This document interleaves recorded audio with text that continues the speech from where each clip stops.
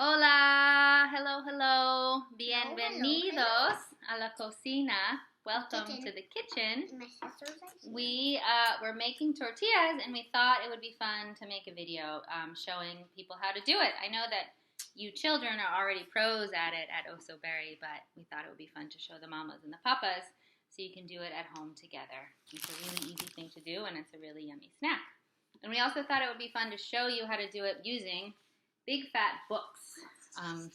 At Oso Berry, we use a press or a prensa. That's this. This is our prensa. You can get these on Amazon, but you don't have to, as you'll soon see. So when we start making tortillas, we always say our tortilla verse first. So, manos arriba, con mis manos, formo una bola, una bola, formo yo. No. Okay, excelente. So, first thing I always do is turn on the skillet, or the comal. That's over here. I have a cast iron skillet that I like to use. Cast iron works well, as does non-stick. Like non-stick skillets work well. Stainless steel tends to be a little bit stickier. Okay, so next step is we have our masa. We get our masa from the Three Sisters nixtamal. Nixtamal refers to corn that has been made into tortilla masa in a process of boiling and adding lime and grinding up. So this is the Three Sisters nixtamal. You can get it at New Seasons in the refrigerated section where you find the other refrigerated tortillas, and also at the co-op in Northwest Portland. So we take our masa. Sometimes I add a couple of drops of water to the masa. If it feels dry, it would just be a teeny bit of water. I did actually add a little bit of water to this earlier. And then we make a little ball. So here you go, Nayu. Do you want to make a little ball? Nayu is going to make the tortilla with the press. So let's show everybody before you put your ball on there. Here, take your ball. Can you hold that for me? We have two cut up pieces of Ziploc bags here. So that's what we're going to use to sort of line the tortilla press. So we put one down, and then we put our bola. Pon tu bola aquí, Nayu. Luego, ponemos el otro plástico. Okay, so we put the second plastic. And then, what happens next, Nayu? Flip the top down. Then what? Baby this. Here, let's see you do it. Baby this. Good. Baby that. Mm-hmm. So once you've got your tortilla, No, I do it like this. I know, but let's go nice and slow so people can see. Once you've got your tortilla in between your two plastic bags, show them what you do. Nice. I do this. You peel off the top layer, you flip it over under your hand, and you peel off the second layer. And then this is usually when the kids will hand the tortilla over to the grown-ups, and we'll take it over to the skillet. And I'll just lay it gently on the skillet. There we go. I'm going to turn mine down a little because mine was already hot earlier. Okay. And meanwhile, so we'll leave the tortilla on the skillet for a minute or two while we make our second tortilla. The second one I'll make with the books. It's exactly the same thing. I have two pieces of plastic here cut out from Ziploc bags. And you can use these over and over again, which is what we do. Put my first layer down. Down my ball, my bola, second layer, and then my big fat book. I lay it kind of evenly, and I put all the weight I can on it. So I'm going to actually lift my feet off the ground and give it all I've got. And I still, with the books, you still need to flip it over because the books aren't quite as effective as the press. But flipping it over tends to get the job done. So you flip it over, do the same thing, press down as hard as you can, and you've got a pretty flat tortilla.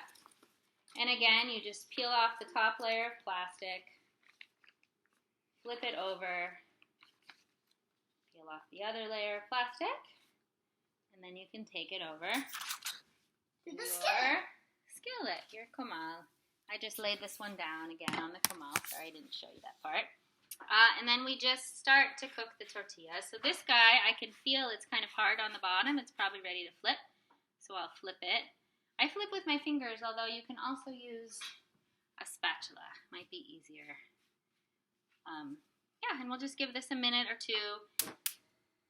What we're waiting for, which usually happens by the second flip, is for the tortilla to puff up a little bit. It's called a panza, or a belly. It makes a big panza, and that's how you know it's ready. And I'm sorry, guys. I wish I could pause the video now and start it again when we're almost done, but I don't have that technology. So feel free to fast forward to the end if you like, or you can just stand here with me and wait.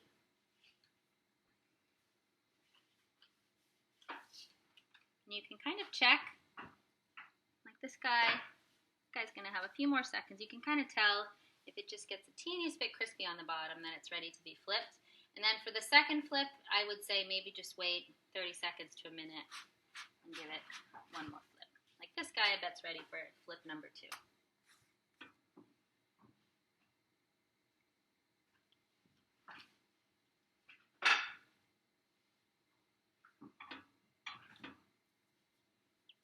See this guy, I don't know if you can see or not, but this guy's starting to puff up right there. That's the teeny little panza. Sometimes panzas are bigger than others.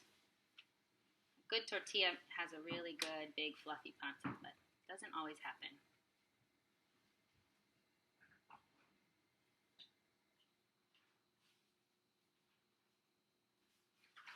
I'm going to say that guy is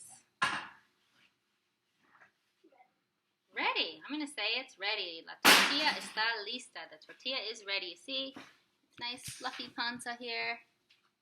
It's kind of hard to see it, but see how it's kind of inflated? It means it's ready. So I'm going to stick it in the basket. Got tortilla numero 2 here. We'll give that one more second before it flips.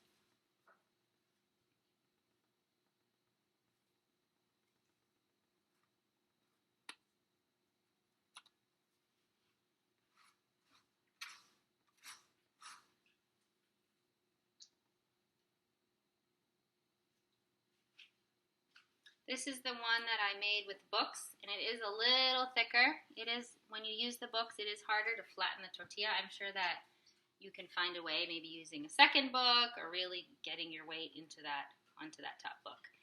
Or just letting your tortillas be a little thicker, which is fine too. Usually just means they're a little softer in the middle, which some people really like.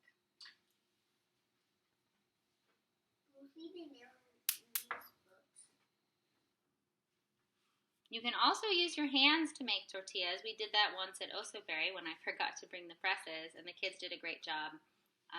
Again, it just tends to make thicker tortillas, which don't cook through quite as well, but are still yummy if you like it that way. And sometimes you can just let the kids play with the masa and make tortillas however they feel like and just enjoy the feeling of the dough. I'm going to say maybe this guy's done. He has a teeny little panza right here, as you can see. Maybe not the biggest, but I think because he was so thick, might not make a bigger one than that. But it will be yummy. I'm going to put it over in my basket. Kids at Osoberry like to eat tortillas with butter and salt.